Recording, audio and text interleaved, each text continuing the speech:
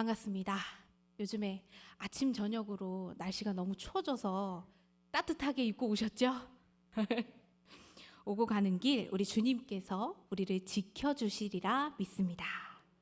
그래서 오늘은 옆에 계신 분들과 이렇게 인사하셨으면 좋겠습니다. 주님께서 지켜주십니다. 그렇습니다. 세상 모든 풍파가 우리에게 다가와도 우리 주님께서는 언제나 우리를 지켜주시는 분인 줄 믿으시길 바랍니다. 아멘. 말씀 시작하겠습니다. 뭔가 안 되는 날이 있습니다. 그날은요, 뭘 해도 안 돼요. 그냥 그런 날은 아무것도 안 하고 집에만 있으면 참 좋을 텐데, 문제는 밖에 나가야 될 때, 뭔가를 해야 될 때입니다. 때는 제가 대학원을 다니던 시절이었습니다. 그때 제가 통학을 했는데 집에서 학교까지 1시간 40분이 걸렸어요. 어떻게 통학을 하냐면요. 버스를 먼저 타요.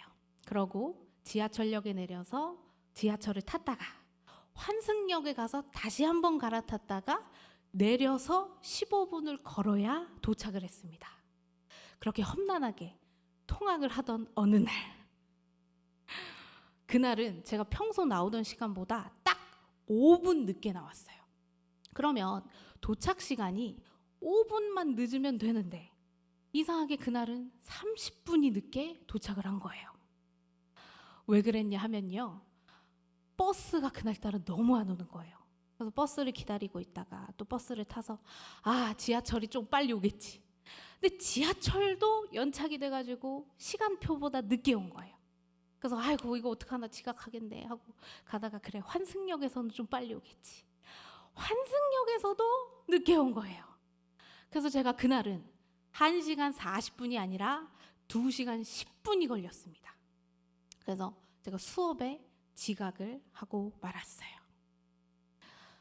이날은 정말 오늘 말씀의 제목처럼 세상의 모든 풍파가 저를 학교에 못 가게 막도록 이렇게 막는 그런 날인 것 같더라고요. 그냥 안 되는 날이죠.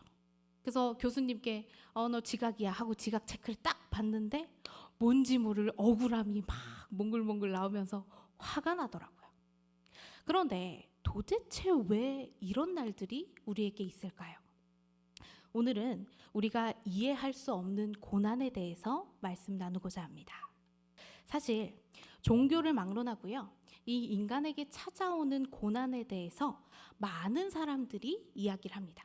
그만큼 우리가 이렇게 가끔씩 경험하는 것처럼 인간이 어찌하지 못하는 고난들이 종종 있기 때문이에요. 그리고 이 고난을 우리가 어떻게 하면 잘 다뤄낼 수 있을까? 이런 방법에 대해서 찾아보기 위함도 있습니다. 그렇다면 성경에서는 이 고난을 어떻게 바라보고 있을까요? 고대 히브리 사람들이 이 고난에 대해서 가지고 있는 전통적인 견해는 죄를 지으면 벌을 받는다입니다. 요한복음 9장에서 제자들이 선천적인 시각장애인을 보고 이렇게 물어봅니다.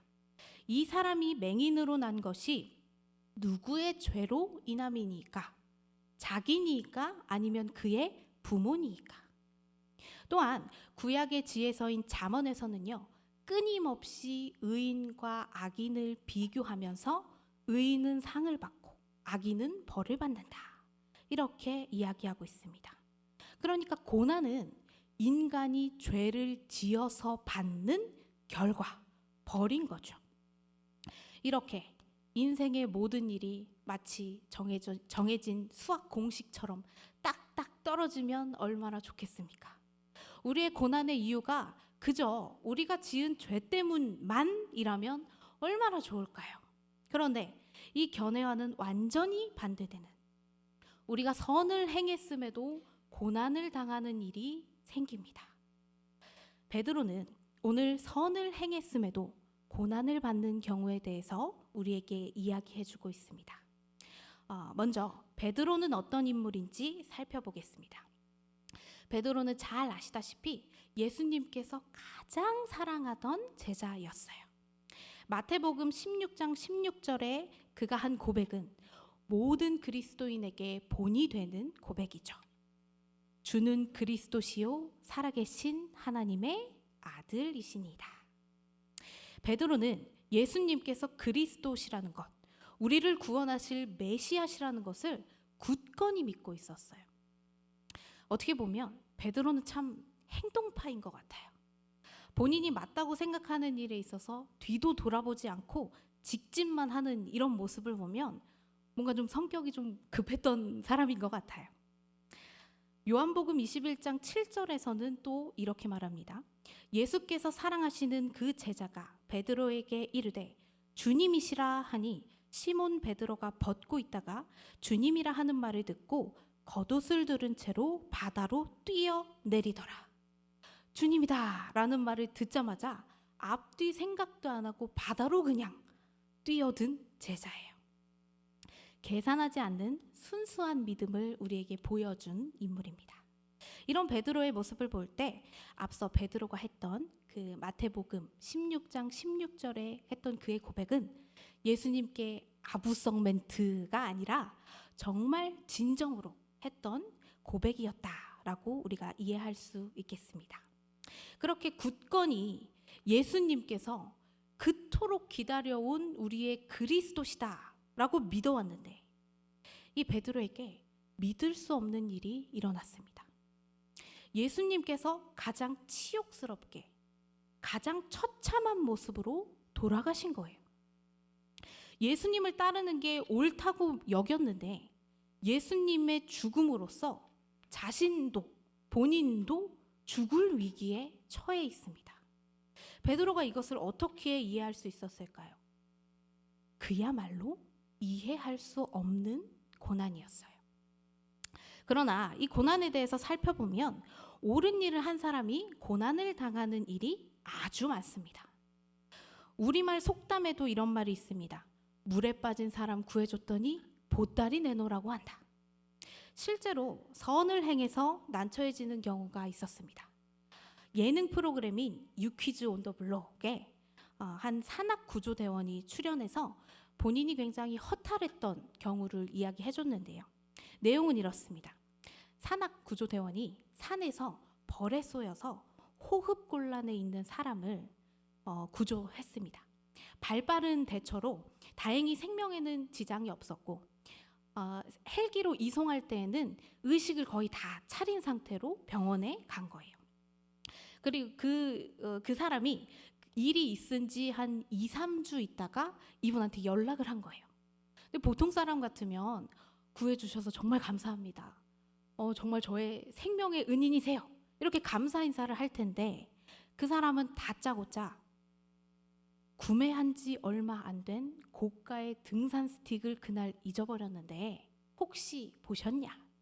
이렇게 묻고는 전화를 끊어버린 거예요. 정말 구해줬더니 등산 스틱 내놓으라는 격이 되었는데요. 이처럼 선한 행동을 해도 좋은 결과로 이어지지 않는 일은 종종 일어납니다. 유대인이었던 베드로는 그가 당했던 이 고난에 대해 고민을 했을 거예요. 전통적인 시각에서 보면 그가 고난받는 것은 예수님을 따랐던 게 결국엔 죄였다는 것밖에는 안 되는 거예요. 그러나 그가 경험했던 예수님은 참으로 그리스도셨고 참으로 하나님의 아들이셨습니다. 그는 고민 끝에 이런 결론에 이릅니다.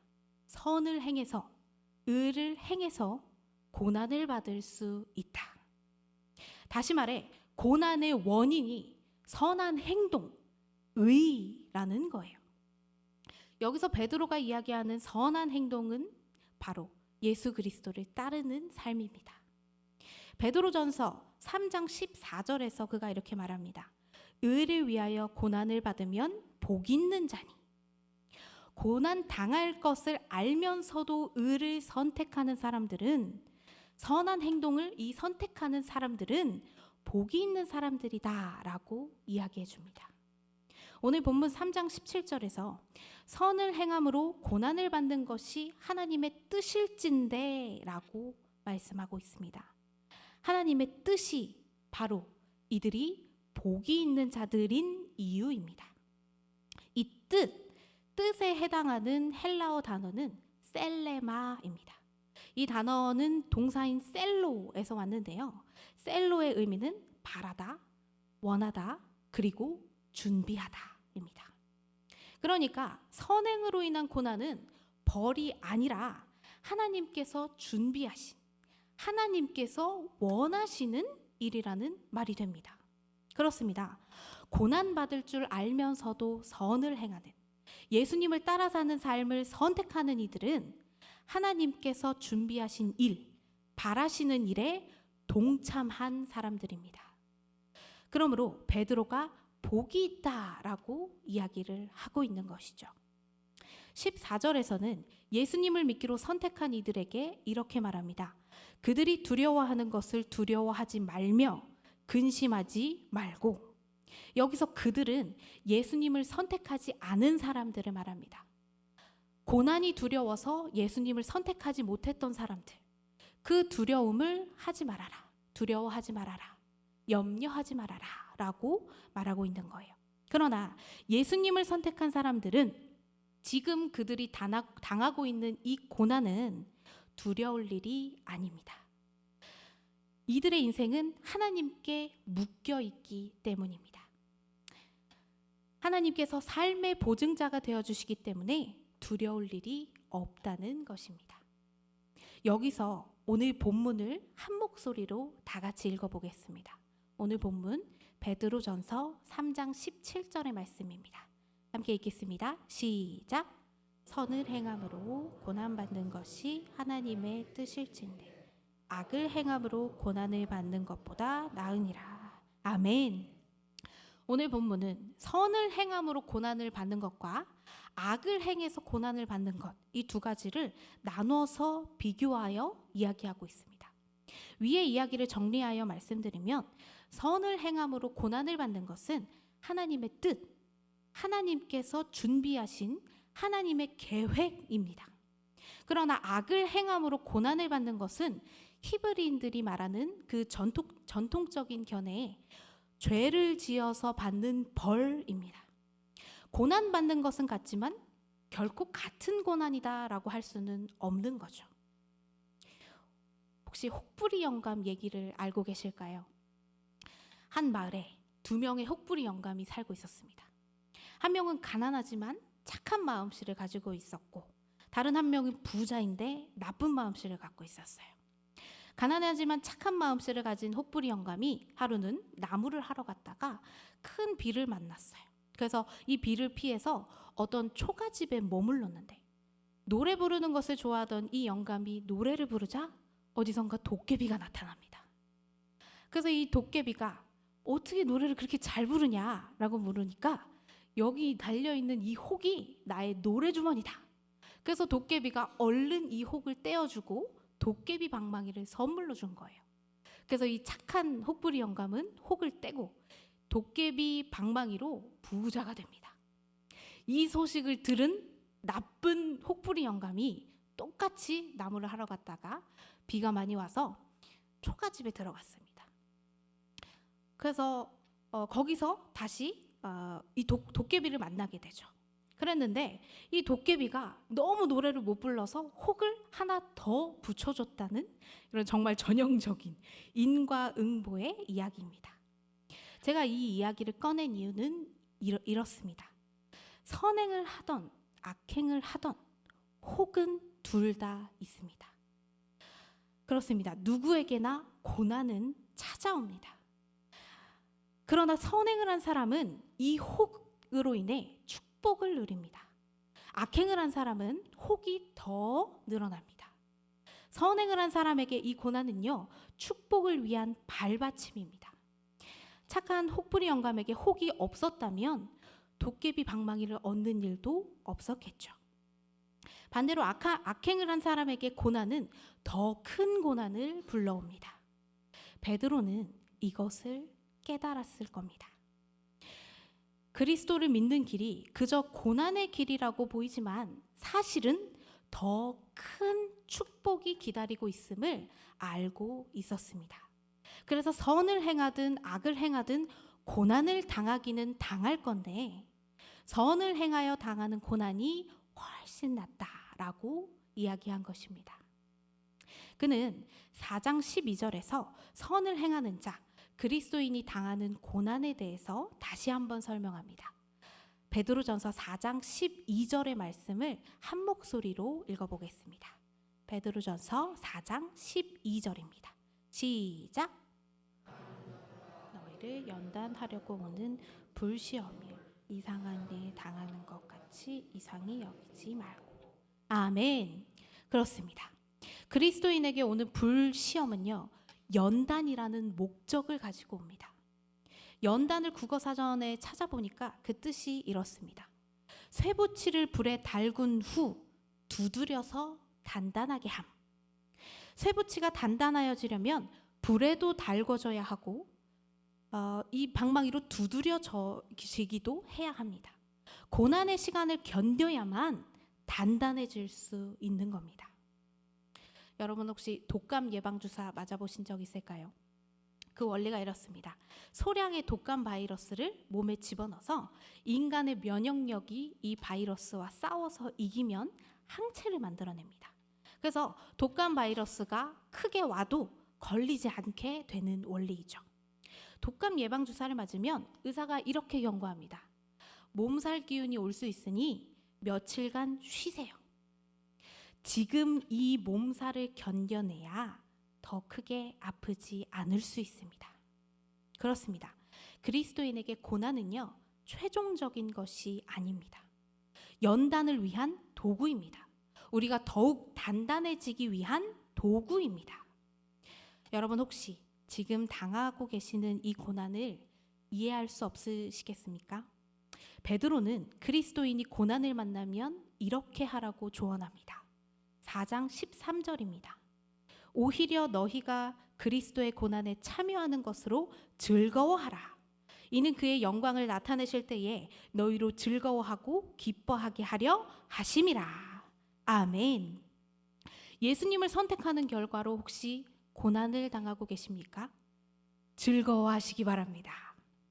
하나님의 영광이 여러분을 통해 드러나실 것입니다. 하나님의 은혜, 한량없는 은혜, 갚을 길 없는 은혜를 부른 박종욱 장로님의 간증이 있어서 이걸 소개하고 말씀 마치려고 합니다. 서울대학교 성악과에 입학하면서 조수미 씨의 동기로도 잘 알려져 있는데요. 작년 4월에 그동안 잘 안 보이시다가 방송에 다시 나오셨어요. 근데 제가 알기로는 박종호 장로님이 풍채가 굉장하셨거든요. 근데 방송을 보니까 살이 쏙 빠지셔서 오신 거예요. 이렇게 풍채가 대단한 그 와중에도 뭐 당뇨에도 걸리지 않고 건강검진을 한 번도 받지 않을 정도로 되게 건강하게 사셨다고 해요. 그래서 만 55세가 될 때 인생 처음으로 건강검진을 받아봤는데 그때 간암 판정을 받고 수술이 불가능할 정도로 퍼져 있어서 간 이식을 해야 한다라는 이야기를 듣습니다. 결국 박 장로님의 막내딸, 두 딸이 있는데요. 이 막내딸에게 간 이식을 받았어요. 그때 이제 수술에 동의서를 사인을 하고 굉장히 의연하게 수술실에 들어갔던 막내딸이요. 나중에 회복돼서 장로님한테 말하기를, 아빠, 나 그때 무서워서 죽는 줄 알았다. 수술 후에 통증이 너무 세서요. 모르핀이라는 정말 그 마약 같은 그 정도로 그 통증이 굉장히 센 진통제를 이렇게 놔주는 게 있거든요. 그 모르핀을 센 진통제를 맞고 있는데도 통증이 계속 있는 거예요. 그래서 정말 이 간이식 수술이 너무 무서웠지만 그럼에도 이 수술을 한 이유, 아빠를 살릴 방법이 이것밖에 없으니까. 내가 간을 떼줘야 아빠가 살 수 있으니까. 안 그럼 돌아가시니까. 그때 이 이야기를 들은 장로님이 이렇게 생각하셨대요. 내가 내 딸 간까지 떼면서까지 살아야 하나? 그리고 이런 깨달음이 있었습니다. 자식 간 뗀 것도 이렇게 마음이 아픈데 자식 십자가에 매달아야 했던 하나님의 마음은 어떠셨을까? 하나님께서도 방법이 없으니까, 인간들을 구원할 방법이 자기 자식을 십자가에 매달려 갈기갈기 찢겨져야만 하니까, 그 방법밖에는 없으니까 그러셨겠구나. 아기들이요, 처음 예방주사를 맞으러 갈 때 부모님들이 더 힘들어 하신다고 해요. 아기가 이 큰 병에 걸리지 않기 위해서 예방주사를 맞아야 하는 거를 잘 알고 있는데, 당장 아기가 아파가지고 막 울고 있는 모습을 보면 이 예방주사를 맞는 장면을 못 본다고 해요. 저는 이 마음이 하나님의 마음이라고 생각합니다. 하나님의 사랑하는 자녀인 우리가 하나님을 선택하는 옳은 길을 선택했는데, 그럼에도 불구하고 고난을 받으면 하나님께서도 우리가 당하는 고난에 대해 같이 아파하십니다. 그러나 우리가 연단을 받아야만, 불에 달궈지고 충분히 두드려져야만 단단해질 수 있음을 아시기에 방법이 이것밖에 없기 때문에 우리에게 고난을 주시는 것입니다. 여러분, 하나님 말씀대로 또 예수님을 따라 사는 삶이 언젠가 보면 고난의 길로만 보이실 때가 있을 거예요. 그럴 때 오늘 말씀을 기억하시기 바랍니다. 하나님께서 지금 나를 더 크게 쓰시기 위해 연단하고 계시는구나. 하나님의 영광이 나를 통해 드러나도록 일하고 계시는구나. 그리고 그 하나님께서는 늘 여러분과 함께 하고 계십니다.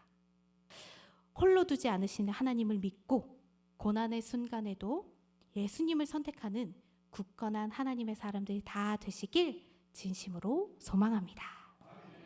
기도하겠습니다. 연단에 고난 주시는 하나님, 감사합니다. 우리가 더욱 큰 믿음의 사람들 되도록 훈련시켜 주심에 감사드립니다. 그러나 하나님, 우리에게 다가오는 고난이 이해하기 어려울 때가 많습니다. 세상에 있는 모든 풍파가 우리에게 다가오는 것처럼 그저 두려울 때가 많습니다. 우리의 지경을 넓히시는 하나님, 지혜를 허락하셔서 하나님의 계획인 고난을 분별하는 눈을 허락하시고 기쁘게 받아들일 수 있는 마음의 깊이를 주시옵소서. 고난받을 줄 알면서도 하나님께로 가는 길을 선택하길 원합니다.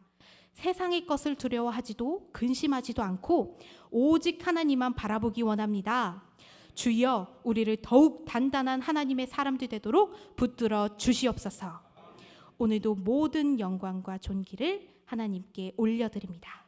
이 모든 말씀 우리 주 예수 그리스도의 이름으로 기도드립니다. 아멘. 기도하겠습니다. 주 예수 그리스도의 은혜와 하나님의 사랑과 성령의 역사하심이 하나님을 위하여 받는 고난을 두려워하지 않고 그 안에 들어있는 하나님의 은혜를 발견하기로 다짐하는, 그래서 더 하나님께 가까이 나아가기로 다짐하는 모든 심령들 머리 위에, 그리고 우리 교회 모든 구석구석마다 함께 하시기를 축원하옵나이다. 아멘.